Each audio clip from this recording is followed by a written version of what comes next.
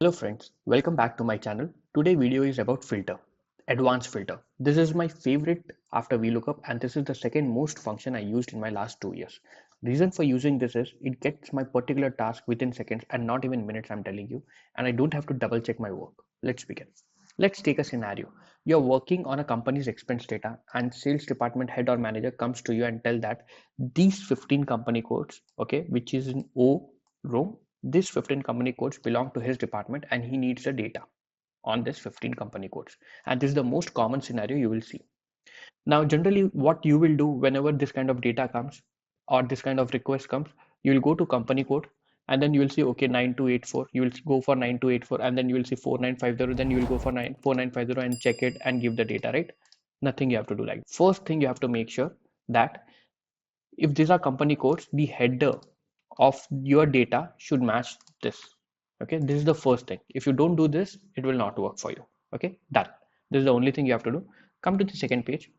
Okay, go to the data tab and you will see a advanced filter. Okay, click advanced filter. This box will be open and I personally feel that I always copy to another location. Another location means another sheet, not on the same data where I have my complete picture, right? So I always do this. And now what is your list range? You will first click here, come to the travel expense data. Your list is your data you're working on. Okay, the complete data. You will take it. Okay.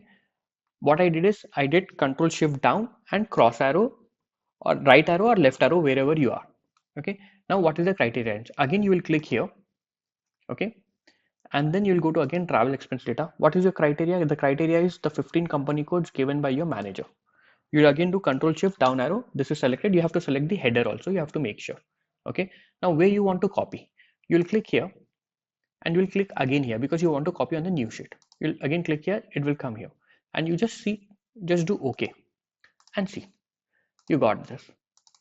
Now, just to confirm you that we did the right, I'll just copy this here, and then I'll do remove duplicates. Now you see 15 company codes.